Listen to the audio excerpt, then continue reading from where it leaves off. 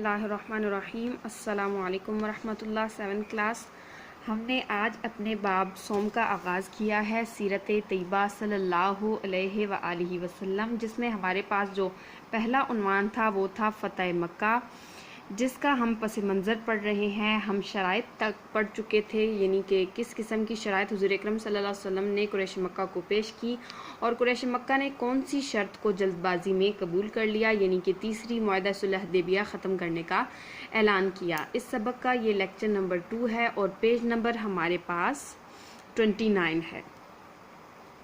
जल्द ही कुरैश को अपनी बदअहदी का एहसास हो गया। इन्होंने अबू सुफियान को अपना नुमाइंदा बनाकर मदीना मुनव्वरा भेजा ताकि हुदैबिया के मुआहदे की फिर से तजदीद करें, यानी कि उन्होंने उस वक्त तो जल्दबाजी का मुजाहरा करते हुए सुलह हुदैबिया ख़त्म करने का ऐलान कर दिया था, लेकिन फिर जल्द ही उन्हें ये एहसास हो गया कि ये मुआहदा ख़त्म करके हमने गलती की है। तो उन्होंने अबू सुफियान को अपना नुमाइंदा बनाकर मदीना भेजा कि जो सुलह हुदैबिया हुआ था उसकी दोबारा से तजदीद की जाए, यानी कि उसको दोबारा से जो है बनाया जाए, उसकी दोबारा से जो है वो तजदीद की जाए। अबू सुफियान रसूलुल्लाह सल्लल्लाहु अलैहि वसल्लम की खिदमत में हाजिर हुआ और आप सल्लल्लाहु अलैहि वसल्लम ने इसे कोई जवाब ना दिया, यानी कि अबू सुफियान रसूलुल्लाह सल्लल्लाहु अलैहि वसल्लम की खिदमत में हाजिर हुआ और कहा कि सुलह हुदैबिया की जो शराइत थी, वो मुआहदा था, उसकी तजदीद की जाए, लेकिन हुज़ूर अकरम सल्लल्लाहु अलैहि वसल्लम ने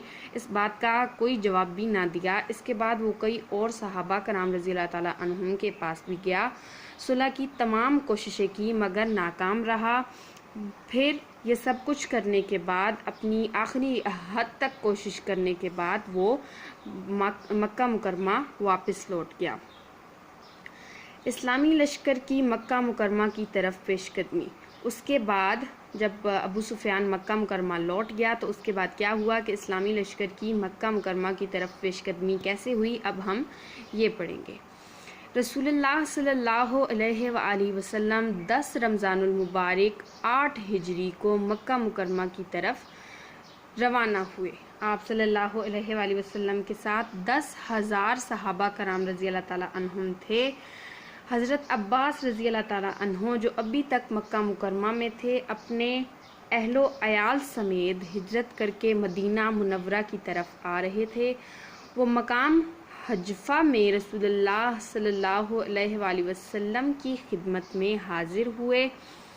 नबी अकरम सल्लल्लाहु अलैहि वसल्लम की हदायत के मुताबिक उन्होंने अपने अहलो अयाल यानी कि बीवी बच्चों को मदीना मुनव्वरा भेज दिया और ख़ुद लश्कर के साथ शामिल हो गए, यानी कि जो लश्कर मक्का मुकरमा की तरफ जा रहा था उसमें शामिल हो गए। आप सल्लल्लाहु अलैहि वसल्लम ने अपना सफ़र जारी रखा और आप सल्लल्लाहु अलैहि वसल्लम का आखिरी पड़ाव मर्रुज़ ज़हरान जो था वहाँ पे था। यहाँ से मक्का मुकरमा थोड़े ही फासले पर था, यानी कि जो एक मंजिल पहले जहाँ पे हुज़ूर अकरम सल्लल्लाहु अलैहि वसल्लम ने क़याम फरमाया उस जगह का नाम मर्रुज़ ज़हरान था और इससे मक्का थोड़े ही फासले पर था। रसूलुल्लाह सल्लल्लाहु अलैहि वसल्लम के हुक्म से तमाम फ़ौज ने अलग अलग जगह आग रोशन की। कुरैश को लश्कर इस्लाम की रवानगी की इत्तला पहुंच चुकी थी, यानी कि जो आग लगाने का मकसद था वो भी यही था कि कुरैश मक्का को इस बात का इल्म हो जाए कि मुसलमान आ चुके हैं। तहकीक के लिए उन्होंने अबू सुफियान बिन हरब और हकीम बिन हज़ाम और बदील बिन वुरका को भेजा। इस तजस्सुस में इनका गुज़र मर्रुज़ ज़हरान में हुआ। नबी अकरम सल्लल्लाहु अलैहि वसल्लम के खैमे की हिफाजत पर जो दस्ता मुतय्यन था, उन्होंने अबू सुफियान वग़ैरह को देख लिया और पकड़ कर रसूलुल्लाह सल्लल्लाहु अलैहि वसल्लम की खिदमत में हाजिर किया। हुज़ूर अकरम सल्लल्लाहु अलैहि वसल्लम ने अबू सुफियान को इस्लाम की दावत दी और अबू सुफियान ने आप सल्लल्लाहु अलैहि वसल्लम की दावत को कबूल कर लिया और ईमान ले आए। जब रसूलुल्लाह सल्लल्लाहु अलैहि वसल्लम मक्का मुकरमा की तरफ रवाना होने लगे तो हज़रत अब्बास रज़ी अल्लाह ताला अन्हो से फरमाया कि अबू सुफियान को पहाड़ की चोटी पर ले जाकर खड़ा कर दो ताकि अल्लाह ताला के लश्कर का नज़ारा आँखों से देख सके।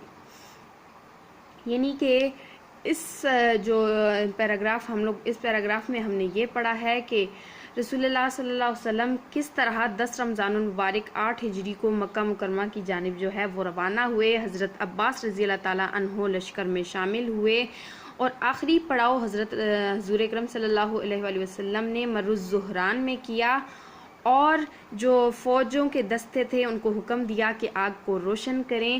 ابو سفیان اور اسی طرح 2-3 قریش مکہ کے جو لوگ تھے انہوں نے جاسوسی کرنا چاہی تو ان کو گرفتار کر لیا گیا اور حضور اکرم صلی اللہ علیہ وسلم کی خدمت میں حاضر کیا گیا۔ تو ابو سفیان کو جب حضور اکرم صلی اللہ علیہ وسلم نے اسلام کی دعوت دی تو انہوں نے بھی اسلام قبول کر لیا، اور حضور اکرم صلی اللہ علیہ وسلم نے یہ حکم دیا کہ جو ابو سفیان ہیں ان کو پہاڑ کی چوٹی پر کھڑا کیا جائے تاکہ وہ اللہ تعالیٰ کو جو لشکر ہے یعنی صحابہ کرام کا اور حضور اکرم صلی اللہ علیہ وسلم کا جو لشکر ہے اس کو اپنی آنکھوں سے دیکھ سکے۔ اس سے آگے کیا ہوا اب ہم انشاءاللہ لیکچر نمبر 3 میں پڑھیں گے۔